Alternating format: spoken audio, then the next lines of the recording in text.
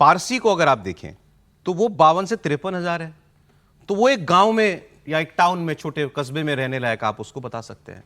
लेकिन एक ऐसी आबादी जो दुनिया की 6th largest population, Muslim population, 6th largest country होता बाय पॉपुलेशन, और एक कस्बे बराबर आबादी, दोनों को इक्वल राइट्स हैं, बराबर के अधिकार हैं, दोनों को हमारे यहां पर अलग करके नहीं देखा जाता, दोनों के पास माइनॉरिटी स्टेटस है। तो वो एक्चुअली ये कहना चाह रहे थे शायद कि भाई मुसलमानों को माइनॉरिटी स्टेटस या माइनॉरिटी की निगाह से नहीं देखा जाना चाहिए, बहुत अंतर है। फिर जो है उन्होंने लिखा कि इस पर असदुद्दीन ओवैसी ने जवाब दिया कि भाई मैं आपसे सिंपल गणित का सवाल पूछता हूं, 80% या 14% बड़ा कौन है?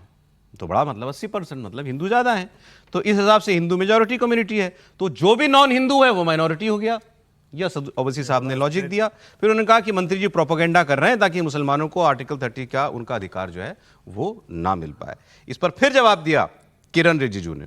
उन्होंने कहा कि देश में, भारत में अगर आबादी किन्हीं दो समुदायों की कम हुई है आजादी के बाद से, तो वो या तो हिंदू है या पारसी है, बाकी किसी की आबादी घटी नहीं। एब्सोल्यूट परसेंटेज में आबादी सबकी बढ़ी ही हुई है। फिर लेकिन एक लाइन लिखी है उन्होंने, आप लोग उसको कैसे देखेंगे? उन्होंने लिखा है, डियर असद ओवैसी साहब, you are the tallest Muslim leader in India. Kiran Rijiju लिख रहे हैं, you are the tallest Muslim leader in India as you always speak for Muslim rights, but remember Congress has become a Muslim League party. Although Muslims may be notified as minorities in India, but don't let them feel small because their number would be 6th largest country.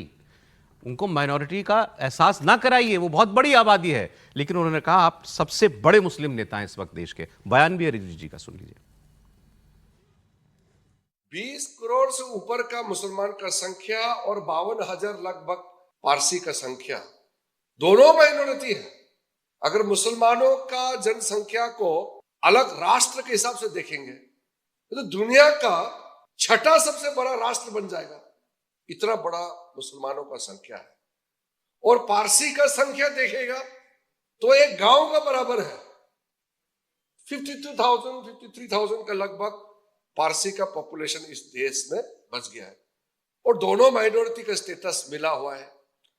Minority status इसलिए मिला है कि इस देश में हिंदुओं का जनसंख्या लगभग 80% है। कौन सही, किरण रिजिजू जी या ओवैसी जी?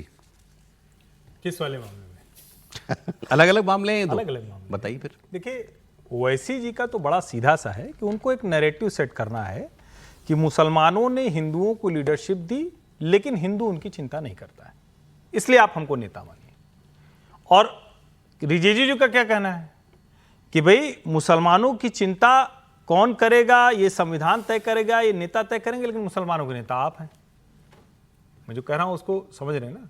ओवैसी जी कह रहे हैं मुसलमानों का नेता मैं हूं, दूसरा कोई आपके लिए कुछ कर नहीं रहा है, तो इसलिए मुझे नेता मानिए। यानी कांग्रेस से समाजवादी पार्टी सबसे आई, और रिजिजू जी कह रहे हैं कि आप सबसे बड़े नेता हैं, तो दोनों एक मत है, तो मान लिया, अलग अलग नहीं है। एक बात, तो बीजेपी मानती है कि ओवैसी जी मुसलमानों के सबसे मानना चाहती है, मन की इच्छा है कि ओवैसी जी के अलावा कोई और मुसलमानों को चाहिए नहीं, नहीं चाहती है। मैं कह रहा हूं चाहिए नहीं। सर आप अपने मन की बात कीजिएगा, अभी रिजिजू जी और ओवैसी जी, उन्होंने कांग्रेस और ओवैसी तोल दिए बराबर। हाँ, इसीलिए क्योंकि कांग्रेस से बड़ा नेता आप हो। बीजेपी चाह रही है, लेकिन अब इसके आगे की बात जो किरण रिजिजू जी कह रहे हैं वो तो ठीक बात है ना भाई।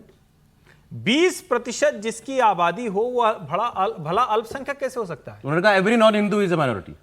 नहीं, अब ये तो देखिए, ये कहने की बात है, ये तो कोई भी आप कह दीजिए कि फलाना जी हैं, इसके अलावा सब जो है, मतलब 4 लोग बैठे हैं या कहीं 100 लोग बैठे हैं, तो जो भी सबसे बड़ी संख्या उससे छोटे वाले सब माइनॉरिटी।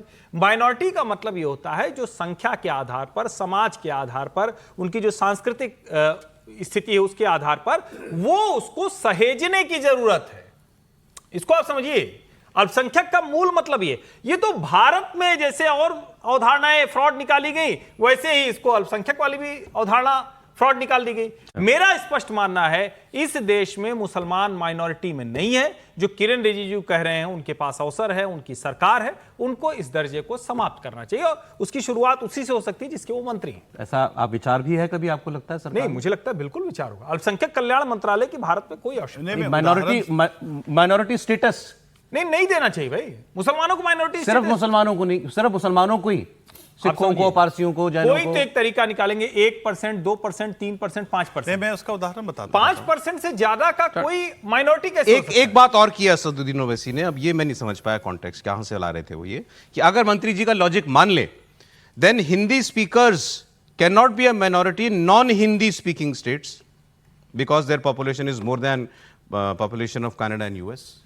हिंदी स्पीकिंग वाला तो माइनॉरिटी कहाँ है? एक पहले हिंदी पहली स्पीकिंग ने कभी माइनॉरिटी लिंग्विस्टिक आधार पर माइनॉरिटी मेजॉरिटी तो कभी लिंग्विस्टिक माइनॉरिटी है ना, होते हैं, लेकिन linguistic कभी minority मांगा होते नहीं हैं। बहुत सारी जगह पर है। हैं पूरा पुलिस और इसको लिंग्विस्टिक रिलीजियस लेवल पर भी देखिए ना, linguistic- मतलब वो जो तर्क है वो अलग तरीके से है, लेकिन रिलीजियस माइनॉरिटी पर भी नंबर को यदि रिजवी साहब की बात को माने तो फिर जम्मू कश्मीर में हिंदू को माइनॉरिटी में नहीं देना चाहिए। हिंदुओं यही का है। तो माइनॉरिटी स्टेटस है जम्मू कश्मीर में, वो 28% है वहाँ पर। देश में तो 15% ही हैं मुसलमान। आपको एक बड़े देश में 150 करोड़ में 20 करोड़ लोग बड़े लग रहे सर हैं। माइनॉरिटी के आधार पर मिलता क्या है? एक बात मैं बहुत नहीं, नहीं, कितने हिंदू हैं सर जम्मू नहीं कश्मीर मिलता में? ना। नहीं माइनॉरिटी अगर स्टेटस कोई की बात है। माइनॉरिटी स्टेटस है, मुझे तो नहीं पता कि ऐसा कोई माइनॉरिटी नहीं, स्टेटस है मैं आपको कह नहीं रहा हूं पता तो उसमें ये मिलता गलती क्या है। है? नहीं वो तो अलग मिलता है, issue है। रिजर्वेशन मिलता है। वो तो मुसलमान भी यही कह रहे हैं। रिजर्वेशन उनको मिलता क्या है। मिलता जम्मू है? कश्मीर में हिंदुओं को रिजर्वेशन मिलता है? नहीं मिलता। मैं वही कह रहा हूँ, पहले इसको स्पष्टता से नहीं, नहीं माइनॉरिटी मिलता है, स्टेटस सर, है। आप कहाँ और अभी जो नहीं, वैष्णो मना ही देवी- कर रहे हैं, कह रहे नहीं। नहीं, माइनॉरिटी स्टेटस है। और अभी जो वैष्णो देवी का जो कॉलेज का जो विवाद हुआ था वो भी इसी वजह से हुआ था, जिसमें रिजर्वेशन की बात हुई थी।